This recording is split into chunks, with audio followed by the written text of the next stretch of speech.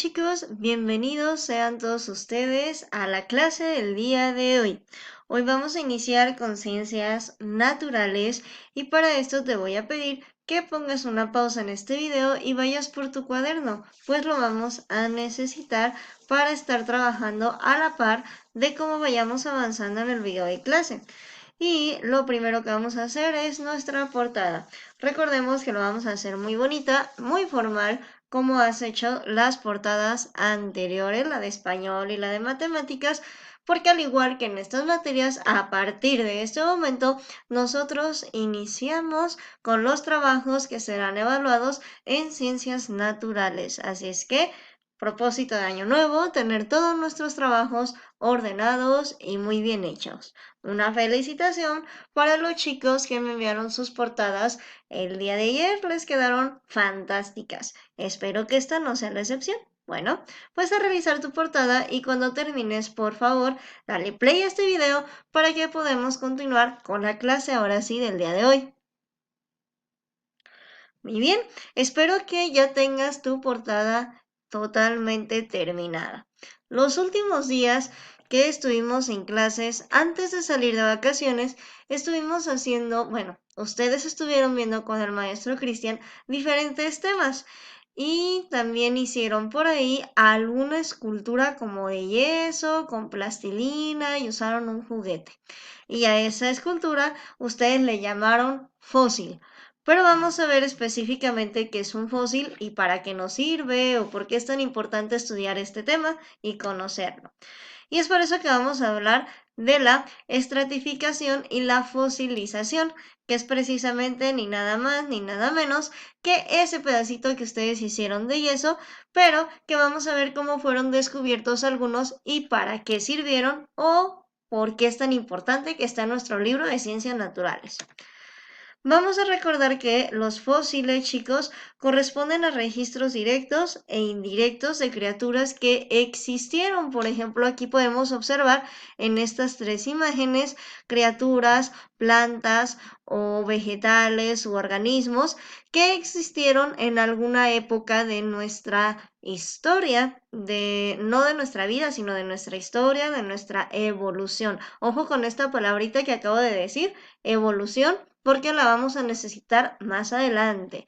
Bueno, es un registro, es decir, es una evidencia o es una muestra palpable de que alguien existió y puede ser directo o indirecto. ¿Y cómo podemos saber esto? Bueno, un registro directo o un fósil directo es aquel que tiene la criatura como tal o bien algún hueso o bien alguna pielecita que todavía está. Por ejemplo, aquí tenemos un fósil directo porque tenemos la criatura como tal en esta roca. Por acá también puede decirse que es directo porque tiene algunos fragmentos de hueso. Bien, y cuando es indirecto es solamente cuando es alguna especie de dibujo, por ejemplo este que podría ser alguna especie de marca, no se alcanza a apreciar muy bien si está la hoja ahí o no, o bien alguna huella que quedó pintada o algo así. La característica para ser llamados fósiles es que ambos perduran hasta la actualidad desde el momento en que se empezaron a transformar en fósil, ¿de acuerdo? Pero también existe una regla para poder ser considerado este hallazgo o esta evidencia como un fósil, y es que tiene que tener una edad superior a los 10.000 años. Si es más pequeño de 10.000 años de antigüedad, no puede ser considerado históricamente como un fósil, ¿sale? Los fósiles, chicos, se encuentran en las rocas sedimentarias generalmente. Pero existe un proceso, ¿sale? Estos animales no se veían así, evidentemente tenían vida y tenían otra forma. ¿Cómo es que acaban en esas rocas? Mediante un proceso que tiene 3 etapas y 3 pasos. Vamos a ver primero las etapas. La primera, obviamente, es la muerte del organismo. No existe ningún organismo, ningún animal que se haya hecho fósil estando con vida. Obviamente tenían que morir. Así es que la primera etapa es la muerte del organismo. La segunda etapa es la descomposición de su cuerpo o de su resto. Y la tercera etapa es el enterramiento, ¿sale? También tiene 3 pasos.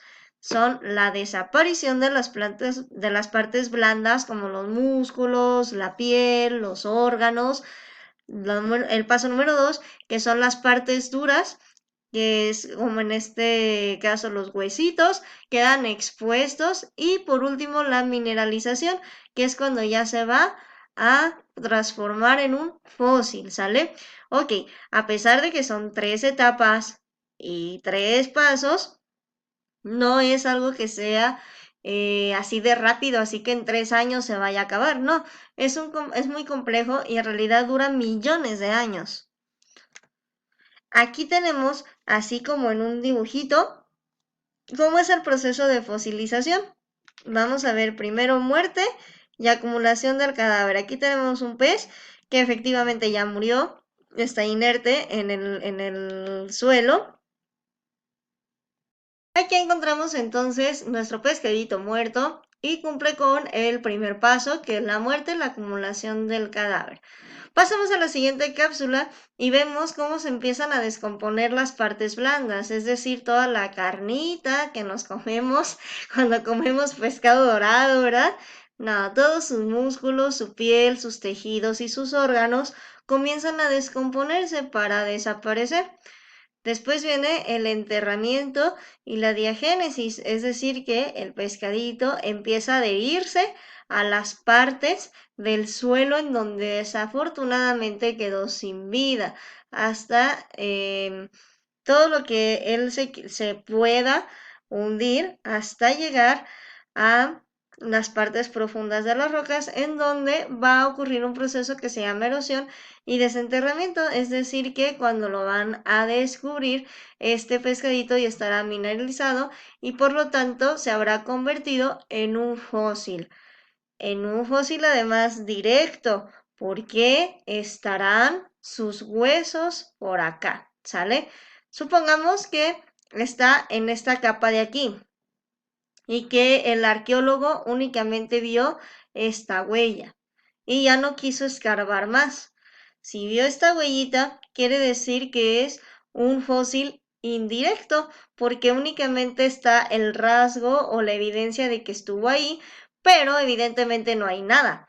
En cambio, si escarba más y llega a encontrar partes del hueso incrustado, quiere decir que es un fósil directo, porque está presente ahí.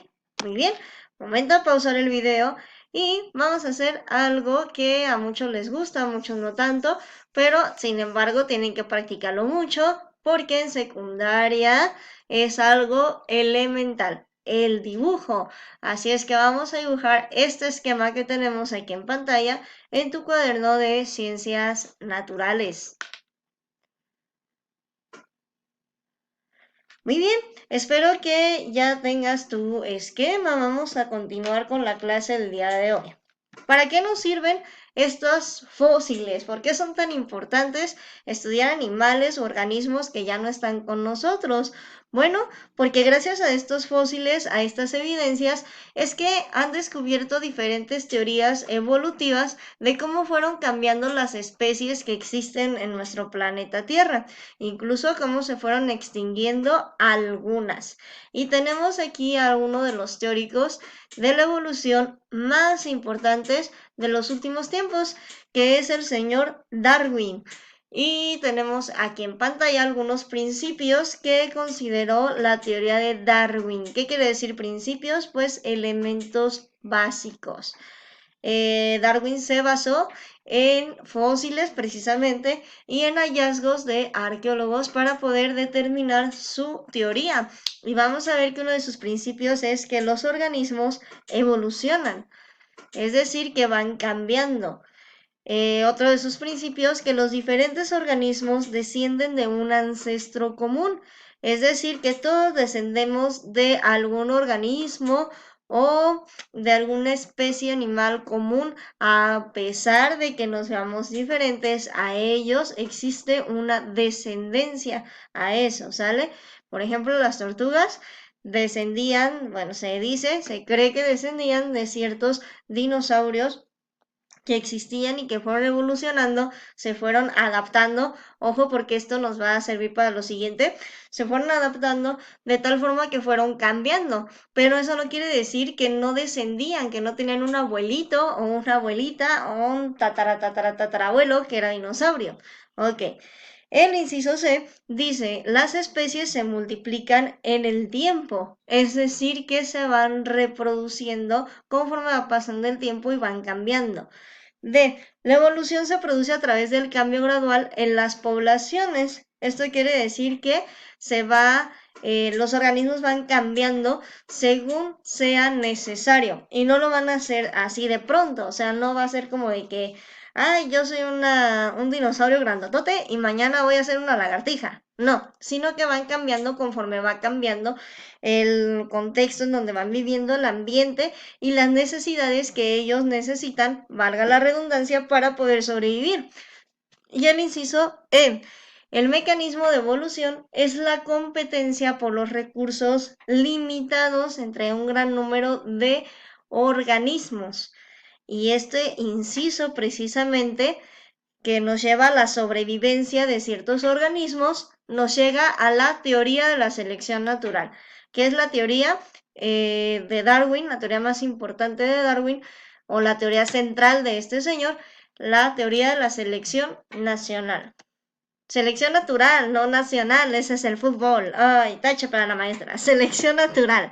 Ok, ¿qué es la teoría de la selección natural, chicos? La teoría de la selección natural es aquella que nos dice que solamente los organismos que pudieron adaptarse al cambio de la naturaleza son aquellos que sobrevivieron, mientras que los demás, los que no pudieron evolucionar, los que no pudieron cambiar, fueron los que fueron quedándose en el camino. Para que lo entiendas, te lo voy a poner con un ejemplo muy práctico.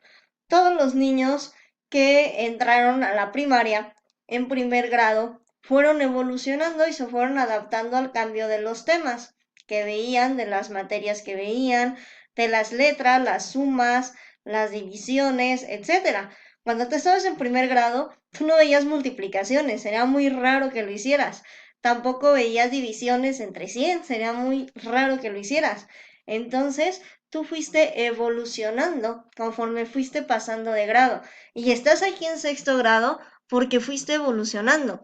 Pero sin embargo, hay algunos niños que no lograron esto y fueron reprobando.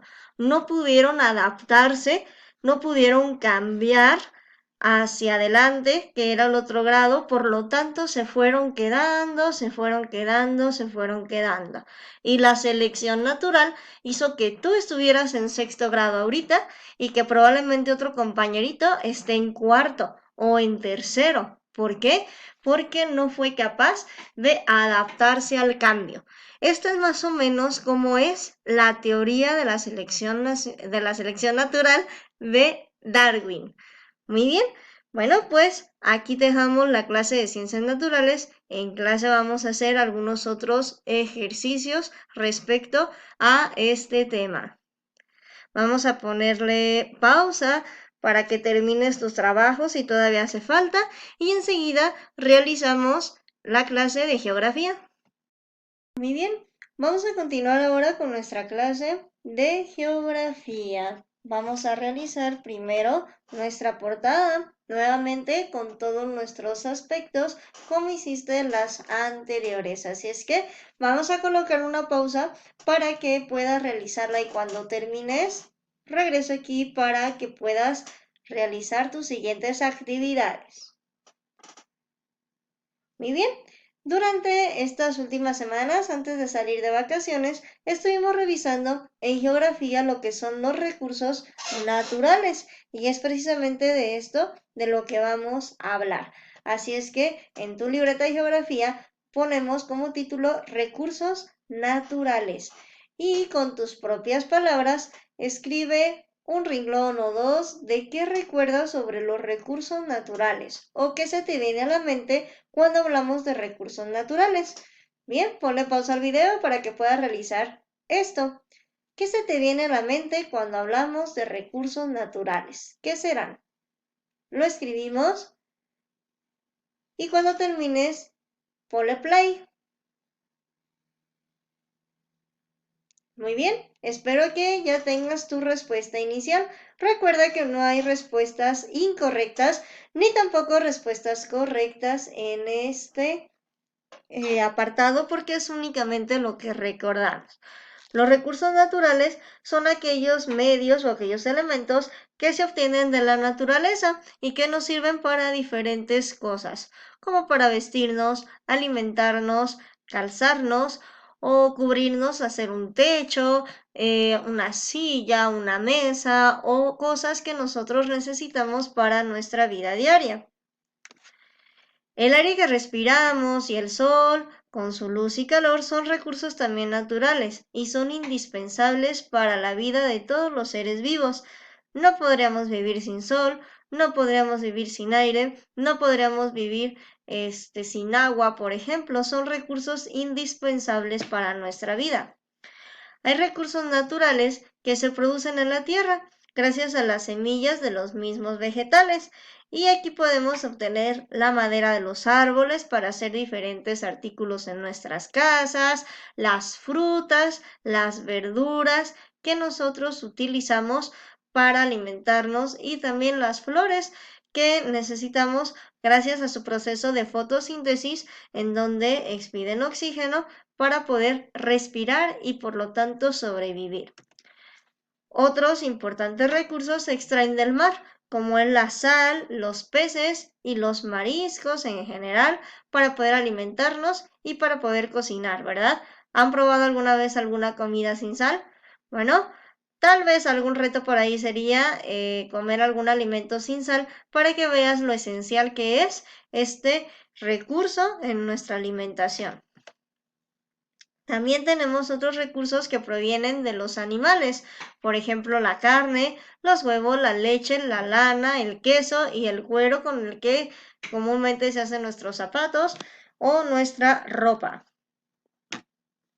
Y hay otros recursos que son muy valiosos, como los que se encuentran bajo tierra, que son los minerales de oro, plata, cobre, etcétera. Cualquier piedra preciosa son recursos naturales también, porque los encuentran en las minas y que nosotros les damos usos como la joyería, como el aluminio con el que tapamos nuestros trastes de comida, nuestro sándwich, nuestra torta y así sucesivamente. Dentro de los recursos naturales tenemos dos tipos, los recursos naturales renovables, que son aquellos que con cuidados adecuados pueden mantenerse e incluso aumentar o que si se acaban se pueden regenerar. Y los principales recursos renovables son las plantas y los animales. Estos dependen obviamente de la subsistencia de otros recursos como el agua y el suelo. Es por eso que el cuidado del agua y el no tirar basura en el suelo es indispensable para que los recursos renovables sigan siendo renovables. ¿De acuerdo? Ok. Y también tenemos los recursos no renovables, que son aquellos recursos naturales que no se pueden cultivar o producir. Tampoco se pueden reutilizar o regenerar o al menos no regenerarse de forma inmediata, sino que tardan mucho en volver a regenerarse. Bien, actividad de geografía. Vamos a buscar 10 recursos que sean renovables y 10 recursos que no sean renovables.